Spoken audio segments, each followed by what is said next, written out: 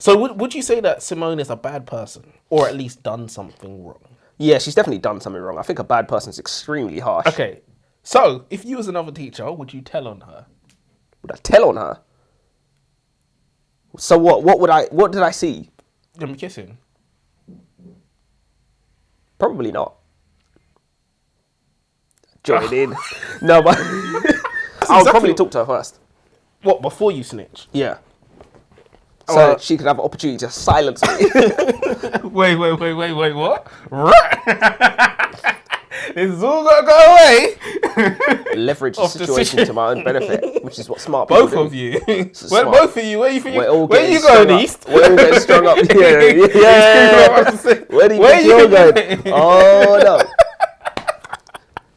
no. We do this the easy way, we do this the hard way. When a New England boarding school inexplicably jumps from 19th to 2nd in the league tables, the pupils and staff feel that Tiffin Academy has gotten a much-needed second wind after a pupil of their own, Cinnamon Peters, tragically took her own life. Tiffin has turned a corner, they think, at least until an app called Zip Zap hits their lives at full speed, revealing the ugliest skeletons in the closets of students and faculty staff alike. From teachers with alcoholism to chefs with gambling addictions, nobody is safe from either the app nor its nefarious creator. The question is, what would you do to keep your secrets under wraps? I know what I'm doing. I'm killing her.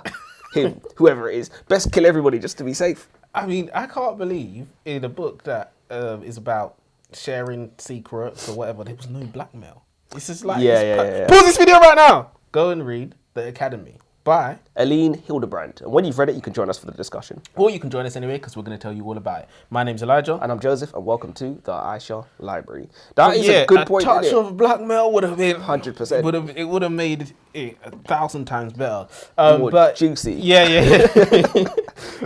But yeah, what did you think of the book?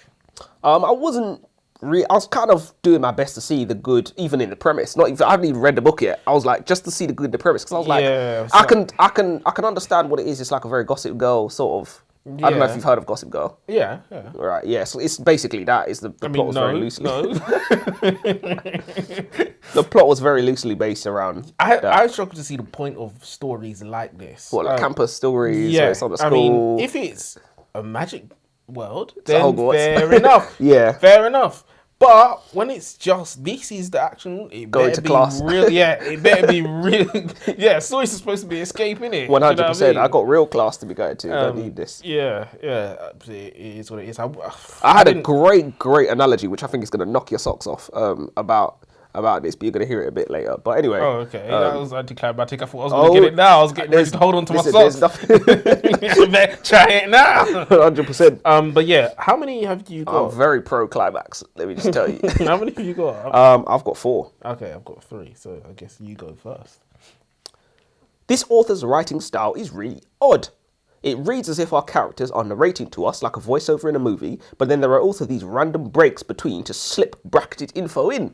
I don't know if you saw this.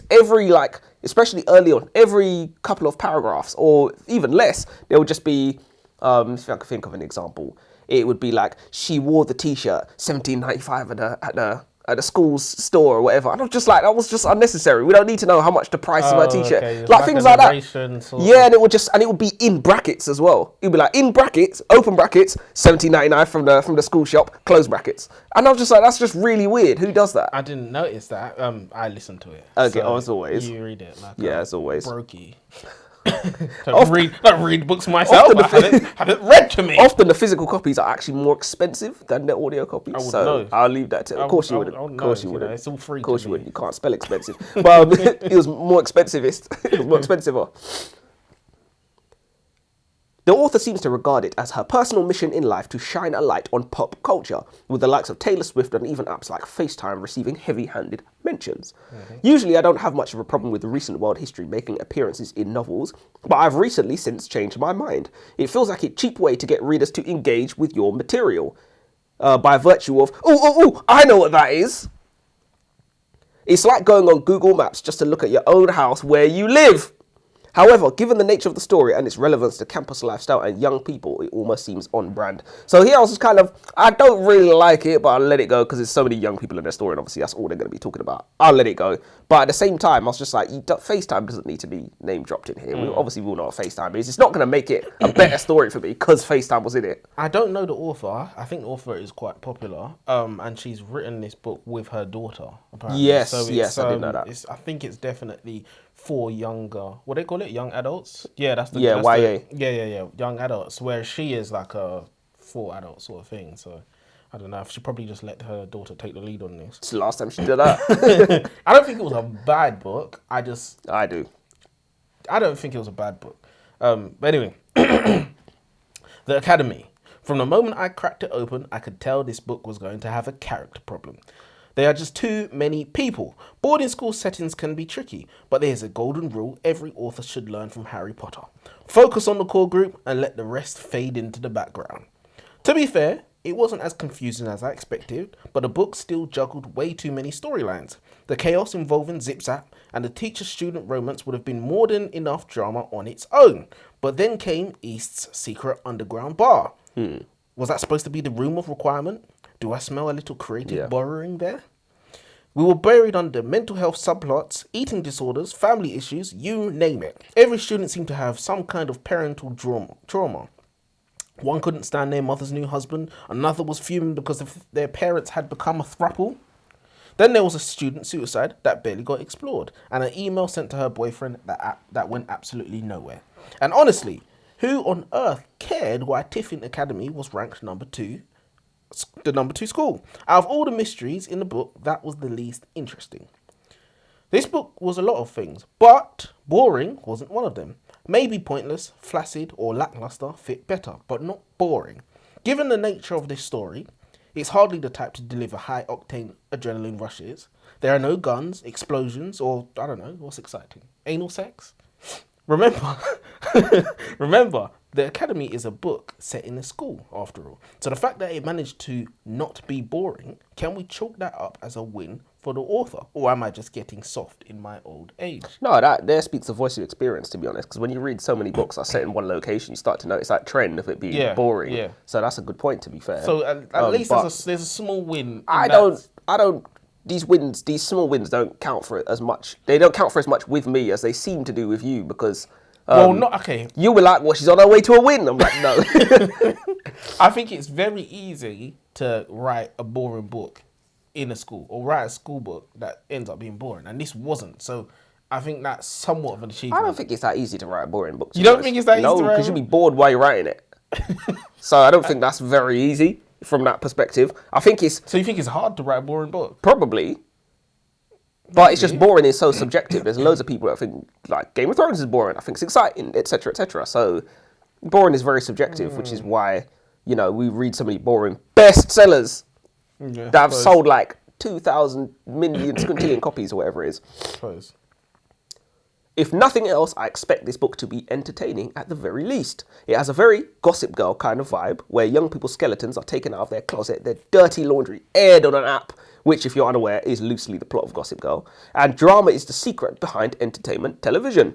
I think a lot of authors have cracked the code. You make drama, we will not be bored. It's really that simple. Yeah.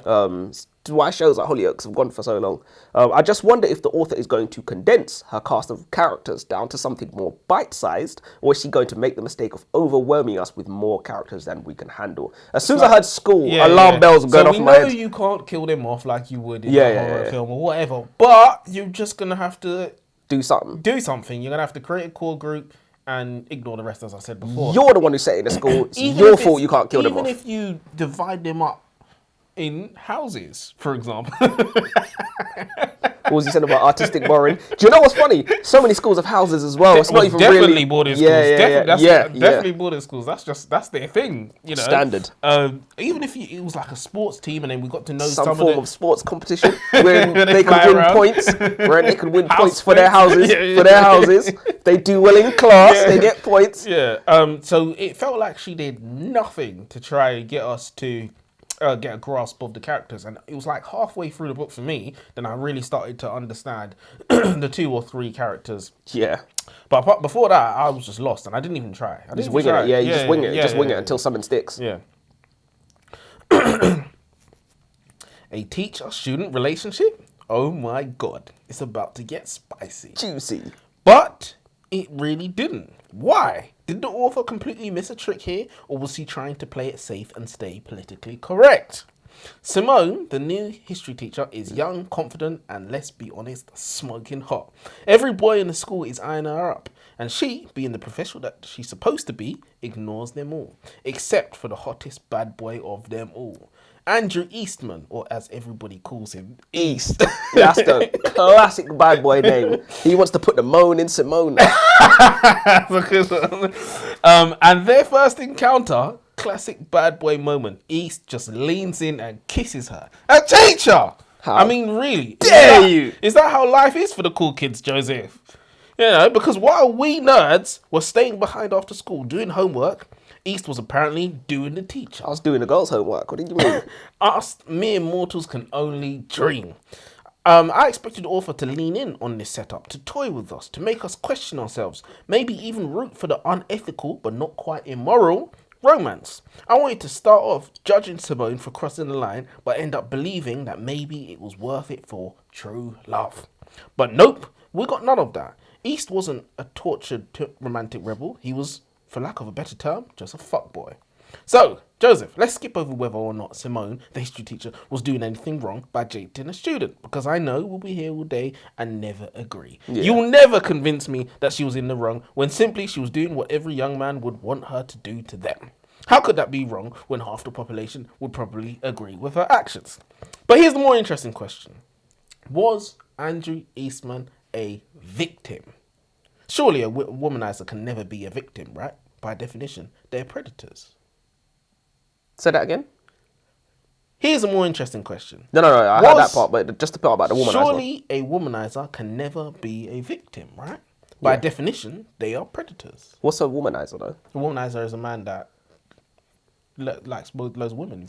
You know, he pursues loads of women and he takes advantage of them. I don't know the dictionary definition of womanizer, but a lot of these, that's why I asked. But a lot of these legal definitions, there, if you're in a, if you have a position of responsibility over me, usually that means I can't be your victim. Sorry, you can't be my victim. Sorry, usually that's what that implies, anyway. It still does depend because a student can kill a teacher. Yeah, absolutely. Right, absolutely, of course. A teacher can definitely be a victim. They can, but not in. Well, rape is obviously non-consensual. Like murder is obviously non-consensual. For 2 consensual adults to have a relationship, which is exactly what you was describing, which is why someone's not in the wrong. You can't consent to a relationship with somebody in a position of responsibility over you. So says the law. So are you saying that Andrew Eastman is a victim? He's a stone cold womanizer. Get him out of here. No, in all seriousness, the law would probably say. The law would probably say, but I'm asking in your opinion of the situation as it laid out, is he a victim? Yes. Why? I think they're victims of each other. Really? That's not impossible. I don't know. It seemed like Simone was going about her job and East pursued her. Right. I'm not saying Simone shouldn't have shut it down. Absolutely. I'm not saying... Yeah, of course. But it was never in her intentions. Eastman pursued her, sexually assaulted her, technically, and she allowed it. That's where it gets a little bit iffy. I was agreeing up until you said sexually assaulted her. But well, he let it and kissed her. Yeah. And she didn't want it. Yeah, fair enough. She technically consented to it after the fact. Yeah, retroactively consented to it, which is, again, that's also very flimsy. On the line that's also very flimsy. Yeah, she consented after Your Honour. Yeah.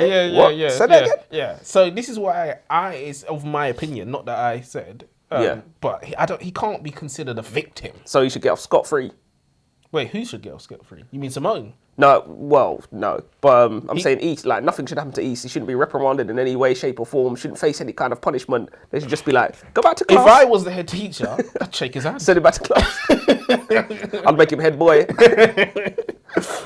So would you say that Simone is a bad person, or at least done something wrong? Yeah, she's definitely done something wrong. I think a bad person is extremely harsh. Okay, so if you was another teacher, would you tell on her? Would I tell on her? So what? What did I see? Them kissing? Probably not. Wait, Probably what? not. I'd So, probably talk to her first. If I did tell her, I'd probably talk to her first. Wait. But if it was a man and a girl, Join in. No, but in all seriousness, I'd probably talk to her first. And when you said would I tell on her, what I was imagining is yeah, run to the principal's office. That's I would exactly probably talk to her first. what, before you snitch? Yeah. So she could have an opportunity to silence me. Wait, what? This is all gonna go away. So there was me. I was trying to get you to look out for the victim, the student, and you're there trying to profit, Leverage the off situation to my own benefit, which is what smart people both do. of you. Smart. Both of you. Where you think? We're all Where getting you strung going, up. East? We're all getting strung up. Yeah.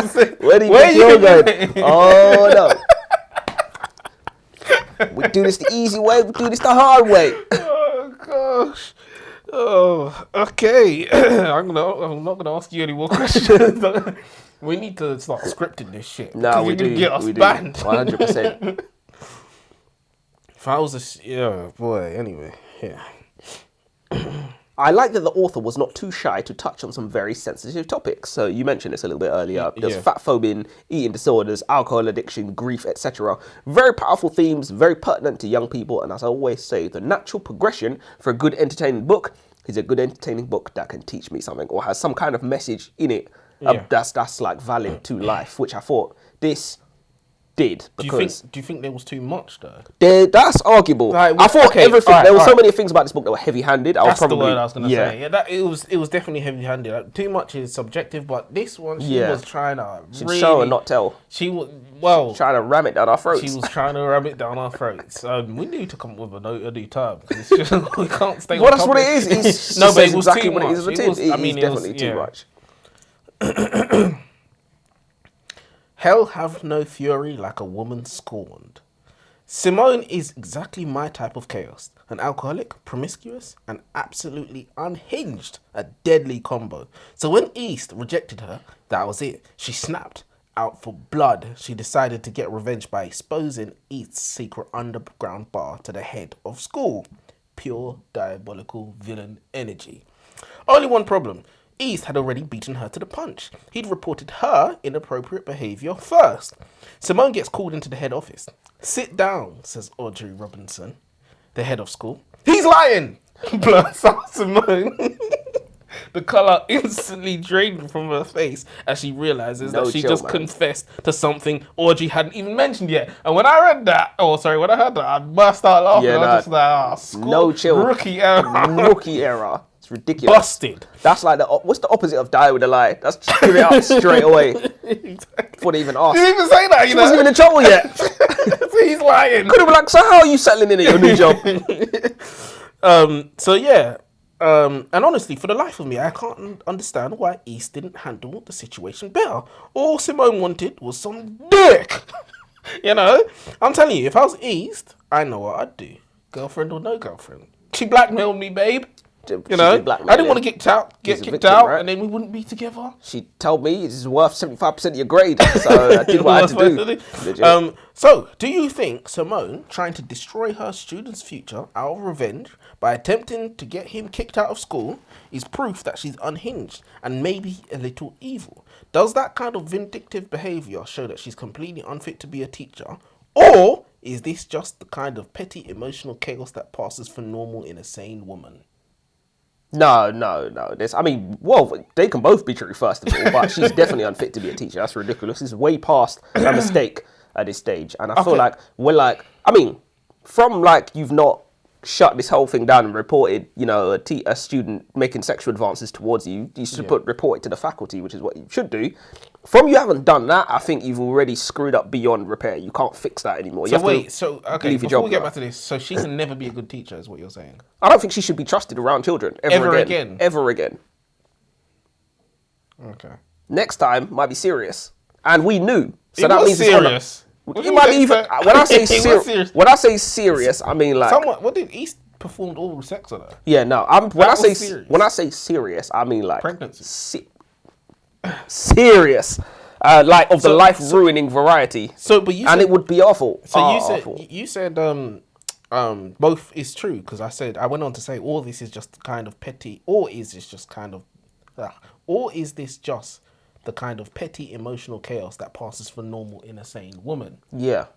What? Why did I say both? Is that true then? Well, I think it's there's a lot of stereotypes stereotypes come from somewhere, right? And it's like when we read some of these books and we see a lot of these, particularly these young women acting in very unchecked ways when they feel as though they have no choice, and we've seen it on multiple genres, obviously, or have been wronged, or felt like they've been wronged. Millie, for example. All right, so can we do we agree that Simone was wronged? Oh yeah, for sure. So she was wronged. So are you saying it's natural for her to want to get some revenge? I think that's natural for anybody to want to get revenge, but presence of mind, without which we are animals. Behavior. Is that insane behavior, or is that same behavior for you to want to get revenge? Well, that feeling of wanting revenge, that feeling of being wronged and wanting to lash back at somebody, normal, that's normal. I think that's healthy to feel that way. And reporting somebody for something that they were doing that would get them kicked out, as they should be, is that actually unhinged, though? What, Simone trying to get East kicked out? Well, she reported him for doing something that he absolutely shouldn't be doing. But is that why she wanted him out of the school? No, that's not. There you go. That's why I'm saying it's not same behavior, because why you like she's reporting him now for a purpose. You reported it, she's trying to get him back, but she's trying to get him back, natural. which is it's not natural of relation. It's not a natural relationship between a teacher and a student. Yeah, of course. You know, I actually have a little bit more that I was gonna say. Go for it. I didn't know whether to break this up into a new point or not. So if you can't tell already, I thought that the Simone and East thread was the most interesting part of this book. There were some other things that I found interesting too, such as the email that Cinnamon sent to her boyfriend moments before she took Blue aside. The email was entitled, "Don't read this before such and such date." My question is, if somebody near and dear to you sent an email like that with instructions not to open it until such time, is it disrespectful for you not to abide by those terms? No. It's not disrespectful. No. To honour somebody's last dying wish. Well, I didn't agree to that. If it's if I'm at a funeral and they've got an executor obviously handles somebody's will, and they say, here is the last thing from the deceased, I mean, you wouldn't get it until the day anyway. They wouldn't give it to you. Yeah, but, so what's your point though? Like, you expect me to sit on this? It could be like crucial. I don't know what's in this. No, but I don't even know if it's from you. If it's a person that you love, they love you, they're not going to give you a piece of information that's, crucial that you need to know there and then, surely. What do you mean? So how do I know that? Well, but the person who sent it to you is near and dear. Yeah. Participant. They love you. They care about you. They obviously want the best. They've got your best interest at heart. Yeah. So surely you can trust to open it at the right time. And if you don't, I can trust that they think what they've done is necessary, but that's all I can trust. I don't know anything else. Don't know if it is. Don't know if the paper's blank or not. Don't know if this is a test. I don't know if they really said it. I don't know if they're thinking straight. I don't know if they got some disease why they died that's affected their mental. I don't know anything. Bust it open. Bust it open right now. That's my favourite line. Now you're speaking my language. To Simone if you'd caught her. Straight away. No playing about. I don't do that coy shit. Bust it open. Ka-choom. Close the door straight away. You're dismissed. Get out. All right. Cool. So you got one more, right? Yeah. Too many characters, but am I really all that surprised? Sometimes authors forget that characters are just words on a page. Not like it is in movies, it's the job of the author to make each character distinct from the last, which can be tough to do if there are too many of them. This problem is also almost exacerbated by the fact that the campus and the school is a character by itself. Especially with hidden bomb shelters and tunnels and speakeasies secreted beneath the dorms, which make us feel like the school itself is part of our group as much as some of the characters are. With characters, I'm a firm believer in quality over quantity.